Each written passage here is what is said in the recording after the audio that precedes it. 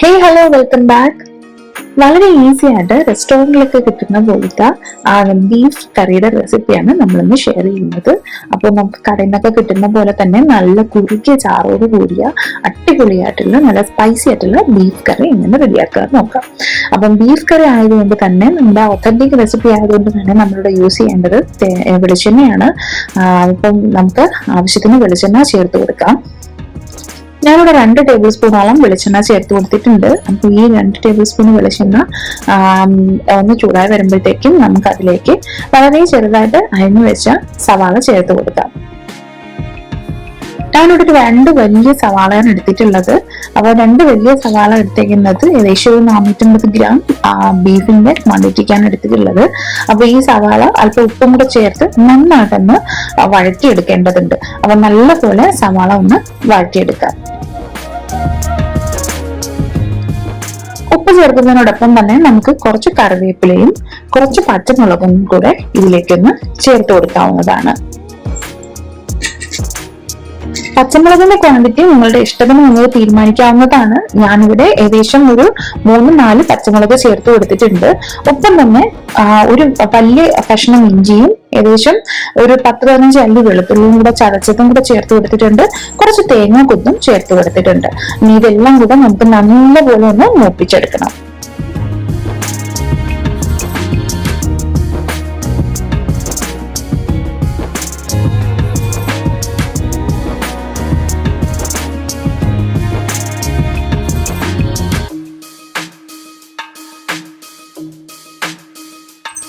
ഇപ്പൊ സവാള നല്ലപോലെ കുഴഞ്ഞു കിട്ടിയിട്ടുണ്ട്. ഇനി ഇതിലേക്ക് പൊടികൾ ചേർത്ത് കൊടുക്കാം. അപ്പൊ ഞാനിവിടെ ഒരു 1/4 ടീസ്പൂണിന്റെ അളവിന് മഞ്ഞൾപ്പൊടി ചേർത്ത് കൊടുക്കുന്നുണ്ട്. അതുപോലെ ഒരു 1/2 ടീസ്പൂണിന്റെ അളവിന് പെരിഞ്ജീരകത്തിന്റെ പൊടിയും, ഒരു 1/4 ടീസ്പൂൺ അളവിന് മല്ലിപ്പൊടിയും, അതുപോലെ നല്ല മുളക് പൊടിയും, അതുപോലെ കാശ്മീരി മുളക് പൊടിയും 1/2 ടീസ്പൂൺ വീതം ചേർത്ത് കൊടുക്കുന്നുണ്ട്. ഇതെല്ലാത്തിനും പുറമെയായിട്ട് നമുക്ക് നമ്മുടെ എരിവിനനുസരിച്ച് കുരുമുളകിന്റെ പൊടി കൂടെ ചേർത്ത് കൊടുക്കാം. അപ്പൊ ഞാനിവിടെ ഏകദേശം 1 ടീസ്പൂൺ അളവിന് കുരുമുളകിന്റെ പൊടി കൂടെ ചേർക്കുന്നുണ്ട്. ഇനി ഇതെല്ലാം കൂടെ ചേർത്തതിന് ശേഷം നല്ലപോലെ ഇതിന്റെയൊക്കെ പച്ച മണം മാറി കിട്ടുന്നത് വരെ ഒന്ന് നല്ലപോലെ മിക്സ് ചെയ്തെടുക്കാം.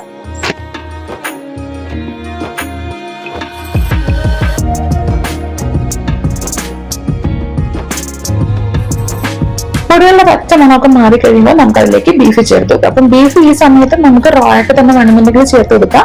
പക്ഷെ ഞാനിവിടെ കുറച്ച് വേഗം എളുപ്പത്തിനായിട്ട് ഒരു 450 ഗ്രാം അളവിനുള്ള ബീഫ് മഞ്ഞൾപ്പൊടിയും ഉപ്പും മാത്രം ചേർത്ത് ഒരു 2 വിസിലും കൊടുത്തിട്ട് ഉള്ളതാണ് ഇവിടെ ചേർത്ത് കൊടുക്കുന്നത്. അപ്പൊ അങ്ങനെ ചേർത്ത് കൊടുക്കുമ്പോൾ ബീഫ് കുറച്ചുകൂടെ വേഗത്തിന് വെന്ത് കിട്ടും. അതിനായിട്ടാണ് അങ്ങനെ ചേർത്ത് കൊടുക്കുന്നത്. അല്ലാണ്ട് ഡയറക്ട്ലി വേണമെന്നുണ്ടെങ്കിൽ ഈ സമയത്ത് ചേർത്ത് കൊടുത്താൽ മതിയാവും. ഇനി ബീഫ് നല്ലപോലെ ഇവിടെ ഒന്ന് തിളക്കാനായിട്ട് നമുക്ക് മാറ്റിവെക്കാം. അപ്പൊ നമുക്ക് ബീഫ് അവിടെ നല്ലപോലെ തിളച്ച് വീഴുന്ന ടൈമിൽ നമുക്കൊരു അരപ്പ് റെഡിയാക്കണം. ഇത് നമ്മുടെ ഗ്രേവി ഒന്ന് തിക്കൻ ചെയ്യാനും നല്ലൊരു ടേസ്റ്റ് കിട്ടാനും വേണ്ടിയിട്ടാണ് ഇത് ചെയ്യുന്നത്. അപ്പൊ ഞാൻ ഇവിടെ എടുക്കുന്നത് നല്ല ഫ്രൈഡ് ആയിട്ടുള്ള ഓണിയൻ ആണ്. അതായത് നമുക്കിത് റെഡിമെയ്ഡ് ആയിട്ട് ഇതുപോലെ സവാള ഫ്രൈ ചെയ്ത് മേടിക്കാൻ കിട്ടും. ഇല്ലാന്നുണ്ടെങ്കിൽ നമുക്ക് വീട്ടിൽ തന്നെ ഫ്രൈ ചെയ്തെടുത്താൽ മതിയാവും. അപ്പൊ ഇതുപോലെ ഫ്രൈഡ് ഓണിയൻ നല്ലപോലെ ഒരു പേസ്റ്റ് ആക്കി അരച്ചെടുത്തതിന് ശേഷം ആ പേസ്റ്റും കൂടെ നമുക്ക് ഈ ഗ്രേവിയിലേക്ക് ഒന്ന് ചേർത്ത് കൊടുക്കാം. അപ്പൊ ഈ പേസ്റ്റ് കൂടെ ചേർത്ത് കഴിയുമ്പോൾ നമുക്ക് പ്രത്യേക ഒരു ടേസ്റ്റ് കിട്ടുന്ന മാത്രമല്ല ഗ്രേവിക്ക് നല്ല ഒരു കൊഴുപ്പും കൂടി കിട്ടുന്നതാണ്.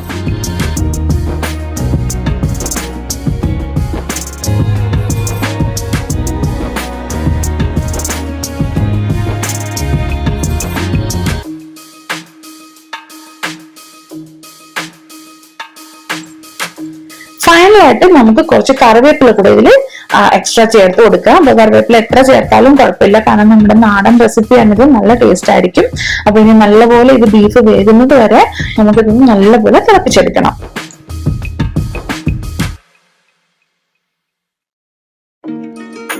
ഇനി നമുക്ക് കുറച്ച് ഗരം മസാല കൂടെ ചേർത്ത് കഴിഞ്ഞാൽ നമ്മുടെ അടിപൊളിയായിട്ടുള്ള ബീഫ് കറിയുടെ റെഡി ആയിട്ടുണ്ട്. അപ്പൊ നിങ്ങൾക്ക് ഇനി അധികം എരിവ് വേണമെന്നുണ്ടെങ്കിൽ കുരുമുളക് പൊടി ചേർത്ത് കൊടുത്താൽ മതിയാവും.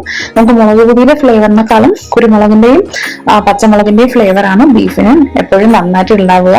അപ്പോ ഞാൻ ബീഫൊക്കെ ഇവിടെ അത്യാവശ്യം നല്ലപോലെ വെന്ത് കിട്ടിയിട്ടുണ്ട്. നമുക്ക് നമ്മൾ ആവശ്യത്തിന് ഗരം മസാലയും ചേർത്ത് എരിവിന് അത്യാവശ്യം ആണെന്നുണ്ടെങ്കിൽ ഞാൻ പറഞ്ഞ പോലെ തന്നെ കുരുമുളക് പൊടിയും കൂടെ ചേർത്താൽ നമുക്ക് അടിപൊളിയായിട്ടുള്ള ബീഫ് കറിയുടെ റെഡി ആയി കിട്ടും. അപ്പൊ ഈ ബീഫ് കറി ചപ്പാത്തിയോടൊപ്പോ ചോറിനോടൊപ്പോ അല്ലെങ്കിൽ പൊറോട്ടയോടൊപ്പോ എല്ലാത്തിനോടൊപ്പം കഴിക്കാനായിട്ട് അടിപൊളി ടേസ്റ്റ് ആണ്. അപ്പൊ ഇതുപോലെ തന്നെ ഒന്ന് ചെയ്ത് നോക്കുക.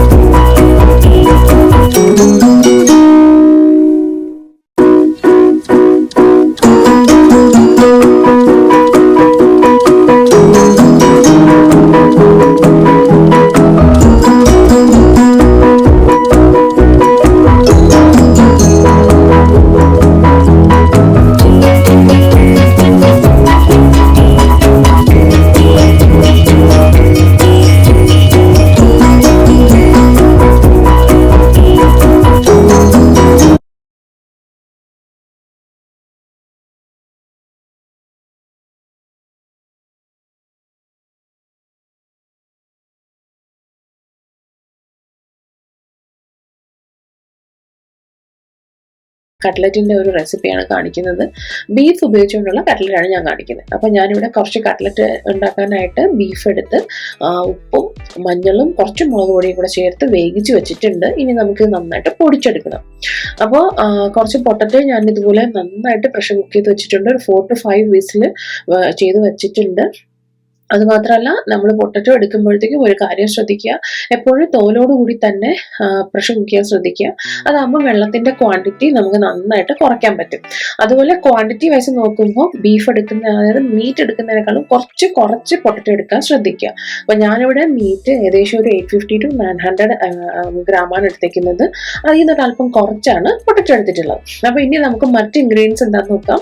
അപ്പൊ ഞാൻ ഇത്രയും ക്വാണ്ടിറ്റിക്ക് ഒരു സവാള, ഒരു വലിയൊരു സവാളയാണ് എടുത്തിട്ടുള്ളത്. കുറച്ച് പച്ചമുളക്, ഒരു ഇഞ്ചിയും, ഒരു 4-5 ഇല്ലി വെളുത്തുള്ളിയും, കറിവേപ്പിലയും മല്ലിയിലയും എടുത്തിട്ടുണ്ട്. ഇതെല്ലാം കൂടെ നന്നായിട്ട് ഒരുമിച്ച് ഒരു ഫുഡ് പ്രോസസ്സറിലിട്ട് ചോപ്പ് ചെയ്ത് എടുത്തിട്ടുണ്ട്. സെപ്പറേറ്റ് ഒന്നും ഞാൻ ആക്കാൻ തന്നിട്ടില്ല, എല്ലാം കൂടെ ഒരുമിച്ച് തന്നെയാണ് ചോപ്പ് ചെയ്ത് എടുത്തിട്ടുള്ളത്. ഓക്കെ, ഇനി അതേ ഫുഡ് പ്രോസസ്സറിൽ തന്നെ നമ്മൾ കുറച്ച് ബ്രെഡ് കൂടി ഇതേപോലെ ക്രഷ് ചെയ്തെടുക്കുന്നുണ്ട്. അപ്പൊ ഞാനിവിടെ ടോട്ടലി ഒരു 8 ബ്രെഡാണ് എടുത്തിട്ടുള്ളത്. അപ്പോൾ ഒരു 8 ബ്രെഡ് ഇതുപോലെ ക്രഷ് ചെയ്ത് നല്ല പൊടിയായിട്ട് എടുത്തിട്ടുണ്ട്. ഇനി നമുക്ക് ഈ ക്രഷ് ചെയ്ത ബ്രെഡിലേക്ക് കുറച്ച് ഡ്രൈ ആയിട്ടുള്ള ബ്രെഡ് ക്രംസ് കൂടെ ചേർത്ത് കൊടുക്കാം. അപ്പം ഇങ്ങനെ ചേർക്കണമെന്ന് യാതൊരു നിർബന്ധമില്ല, പക്ഷെ എനിക്ക് ഇങ്ങനെ ചേർക്കുമ്പോൾ ഒരു നല്ലൊരു ടെക്സ്ചർ ഫീൽ ചെയ്തിട്ടുണ്ട്. അപ്പം നിങ്ങളൊന്ന് ട്രൈ ചെയ്ത് നോക്കുക. അങ്ങനെ ചെയ്താൽ ഒരു നല്ലൊരു ടെക്സ്ചർ ഡിഫറൻസ് നിങ്ങൾക്ക് ഫീൽ ചെയ്യാൻ പറ്റും. അപ്പോൾ ഡ്രൈ ആയിട്ടുള്ള ബ്രെഡ് ക്രംസും പിന്നെ ഫ്രഷ് ആയിട്ടുള്ള ബ്രെഡ് ക്രംസും കൂടി ഇതുപോലെ നന്നായിട്ടൊന്ന് മിക്സ് ചെയ്ത് കൊടുക്കാം. അപ്പൊ ഇതുപോലുള്ള പ്രിപ്പറേഷൻസ് ഒക്കെ നമ്മൾ ചെയ്ത് വെച്ചാൽ കട്ട്ലറ്റ് ഉണ്ടാക്കാനായിട്ട് വളരെ എളുപ്പമാണ്.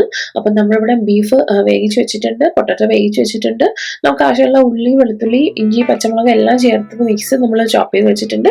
ഒപ്പം തന്നെ നല്ല ഫൈനലായിട്ട് നമ്മുടെ കോട്ടിങ്ങിന് ആവശ്യമുള്ള ബ്രെഡ് ക്രംസും തയ്യാറാക്കി വെച്ചിട്ടുണ്ട്. അപ്പൊ നമുക്കിനി നേരെ റെസിപ്പിയിലേക്ക് പോവാം.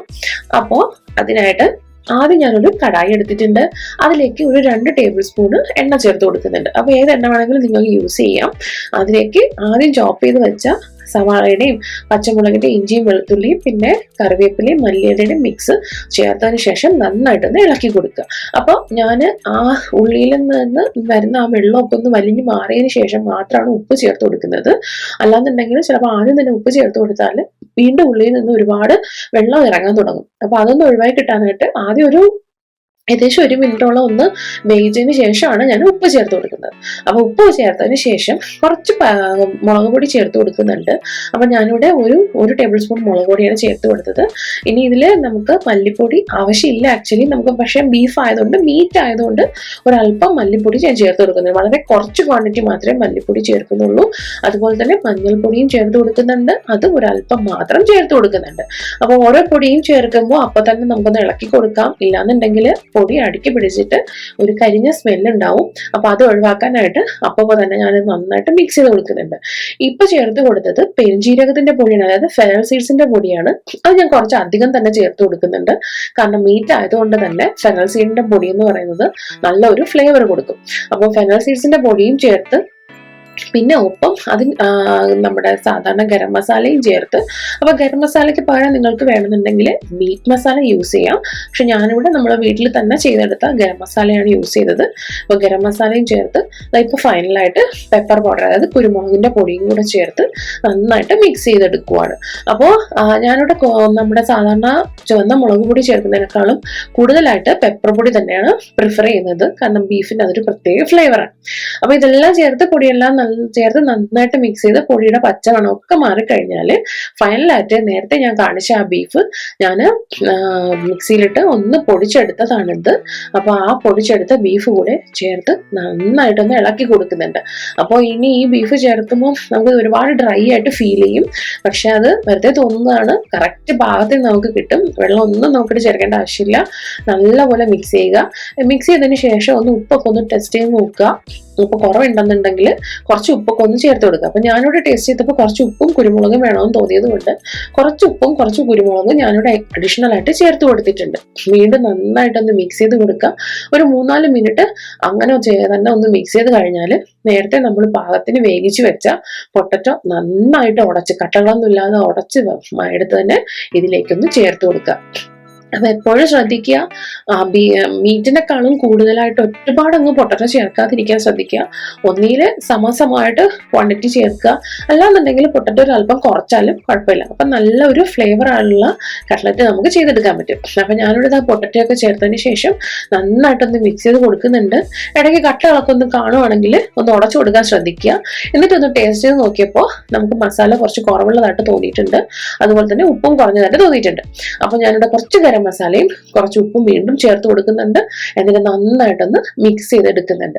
അപ്പൊ ഈ സമയത്ത് നമ്മൾ ഫൈനലായിട്ട് ഉപ്പും എരിവും ഒക്കെ ഒന്ന് ടേസ്റ്റ് ചെയ്ത് നോക്കുക. അപ്പൊ പാകത്തിന് നമുക്ക് ഇപ്പൊ തന്നെ ആഡ് ചെയ്ത് കൊടുക്കാവുന്നതാണ്. അപ്പൊ ഞാനിവിടെ കൺസിസ്റ്റൻസി നോക്കിയപ്പോൾ നന്നായിട്ട് മിക്സ് ആയി കിട്ടിയിട്ടുണ്ട്. ഇനി നമുക്കിത് കുറച്ചൊന്ന് തണുക്കാനായിട്ട് മാറ്റി വെക്കാം. അപ്പൊ ഇതാ ഇപ്പൊ കറക്റ്റ് പാകത്തിനായിട്ടുണ്ട്. അപ്പൊ ഒരു 10-20 മിനിറ്റ് ഞാൻ തണുക്കാൻ മാറ്റി വെച്ചിട്ടുണ്ട്. ഇപ്പൊ ചെറിയ ചൂടുണ്ട്. ഈ ചെറിയ ചൂടില് ഞാൻ കൈ കൊണ്ട് ഒന്നുകൂടെ ഇത് നന്നായിട്ടൊന്ന് മിക്സ് ചെയ്ത് കൊടുക്കുന്നുണ്ട്. അപ്പൊ ഇങ്ങനെ മിക്സ് ചെയ്യുന്നത് നമ്മൾ സാധാരണ തവി ഉപയോഗിച്ച് എത്ര മിക്സ് ചെയ്താലും ചിലപ്പോൾ ആ പൊട്ടറ്റോ എല്ലായിടത്തും എത്തില്ല എന്നുള്ളത് കൊണ്ടാണ് കൈ കൊണ്ട് ഇങ്ങനെ മിക്സ് ചെയ്യുന്നത്. ഇനി ഇത് ഇതുപോലെ ഷേപ്പ് ചെയ്തെടുക്കുക. അപ്പൊ ഷേപ്പ് ചെയ്തെടുക്കാനായിട്ട് ആദ്യം ഞാൻ ഓരോ ബോൾസ് ഉണ്ടാക്കിയതിന് ശേഷം കയ്യിൽ വെച്ച് ഇങ്ങനെ ഒന്ന് പ്രസ് ചെയ്ത് ആക്കി എടുത്തിട്ടുണ്ട്. അപ്പൊ എനിക്കിവിടെ ടോട്ടല് 28 കട്ട്ലറ്റ് ആണ് ഈ ക്വാണ്ടിറ്റി നിന്നും കിട്ടിയിട്ടില്ല. അപ്പൊ ഞാൻ ഒരുപാട് ചെറിയ കട്ട്ലറ്റ് അല്ല ഉണ്ടാക്കിയിരിക്കുന്നത്, അത്യാവശ്യം വലുപ്പത്തിലുള്ളതാണ് ഉണ്ടാക്കിയിരിക്കുന്നത്. എനിക്കൊരു 28 കിട്ടിയിട്ടുണ്ട്. ഇനി നമുക്ക് ആവശ്യം കോൺഫ്ലോറിന്റെ സ്ലറിയാണ്. അപ്പൊ സാധാരണ മുട്ട ചേർക്കാനായിട്ട് നമ്മളിങ്ങനെ കോട്ട് ചെയ്തെടുക്കാറുണ്ട്. പക്ഷെ ഞാനിവിടെ കോൺഫ്ലോറിന്റെ സ്ലറിയാണ് യൂസ് ചെയ്യുന്നത്. വേണമെന്നുണ്ടെങ്കിൽ മുട്ടയോ അല്ലെങ്കിൽ മുട്ടയും കോൺഫ്ലോറും കൂടെ മിക്സ് ചെയ്ത് വേണമെങ്കിൽ നമുക്ക് യൂസ് ചെയ്യാവുന്നതാണ്. അപ്പൊ ഞാനിവിടെ കോൺഫ്ലോറിന്റെ സ്ലറിയിൽ ഒന്ന് ഡിപ്പ് ചെയ്തതിന് ശേഷം ഫസ്റ്റ് ഒരു കോട്ടിങ് കൊടുക്കുവാണ്. അപ്പോൾ ഇത് തന്നെ ധാരാളമാണ്. പക്ഷെ ഞാൻ യൂഷ്വലി ഒരു എക്സ്ട്രാ ഒരു ഫിനിഷിന് വേണ്ടിയിട്ട് 2 കോട്ട് കൊടുക്കാൻ പ്രിഫർ ചെയ്യുന്നുണ്ട്. അപ്പൊ അതാ വീണ്ടും ഞാൻ കോൺഫ്ലോറിന്റെ സ്ലറിയിൽ ഒന്ന് മുക്കി എടുക്കുന്നുണ്ട്. എന്നിട്ട് വീണ്ടും ബ്രെഡ് ക്രംസിൽ മിക്സ് ചെയ്ത് ഒന്ന് സെറ്റ് ചെയ്തെടുക്കുന്നുണ്ട്. അപ്പൊ ഇങ്ങനെ സെറ്റ് ചെയ്ത് എടുക്കുന്നത് എപ്പോഴും നമുക്ക് വേണമെന്നുണ്ടെങ്കിൽ ഡയറക്റ്റ്ലി ഓയിലിൽ ആഡ് ചെയ്ത് ഫ്രൈ ചെയ്തെടുക്കാവുന്നതാണ്. പക്ഷെ ബിഗിനേഴ്സ് ആയിട്ടുള്ള ആൾക്കാർ ഒരു കാര്യം ചെയ്യുക, ഇങ്ങനെ ചെയ്യുന്നതിന് കുറഞ്ഞത് ഒരു 2 മണിക്കൂർ ഫ്രിഡ്ജിൽ സൂക്ഷിക്കുക. ഐ മീൻ ഫ്രീസ് ചെയ്ത് സൂക്ഷിക്കുക. അപ്പൊ അങ്ങനെ ഫ്രീസ് ചെയ്ത് സൂക്ഷിക്കുമ്പോൾ ഈ ഒരു ബ്രെഡ് ക്രംസ് ഒക്കെ അതിന്റെ മീതെ ഒന്ന് നന്നായിട്ട് സെറ്റായിട്ട് ഫിനിഷ് ആയി കിട്ടും. പിന്നെ പൊടിഞ്ഞു പോകുമോ എന്നുള്ള ടെൻഷനും വേണ്ട. അപ്പൊ ഞാൻ ഇന്ന് അങ്ങനെ തന്നെയാണ് ചെയ്യുന്നത്.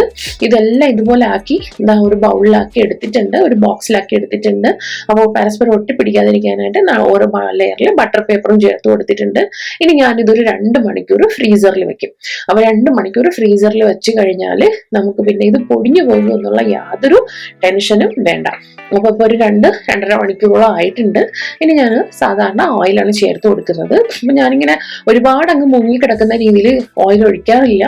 ഇപ്പൊ നിങ്ങൾ കാണുന്ന പോലെ ഒരു 3/4 വരുന്ന രീതിയിൽ മാത്രമാണ് ഓയിൽ ഒഴിച്ചു കൊടുക്കുന്നത്. എന്നിട്ട് നമുക്ക് ഇനി ഇത് പൊടിഞ്ഞു പോകുന്നുള്ള യാതൊരു ടെൻഷനും ഇല്ലാതെ നമുക്കിപ്പോൾ ചേർത്ത് കൊടുക്കാം. നിങ്ങൾക്ക് വീഡിയോയിൽ കാണാൻ പറ്റും. ഇത് നല്ല സ്റ്റിഫായിട്ടാണ് ഇരിക്കുന്നത്. ഇനി ഇതുപോലെ 2 സ്പൂണിന്റെ അല്ലെങ്കിൽ 2 ഫോർക്കിന്റെ സഹായത്തോടു കൂടി നമുക്കിത് ഇടയ്ക്കിടയ്ക്ക് ഇതൊന്ന് തിരിച്ചും മറിച്ചും ഇട്ട് കൊടുക്കാം.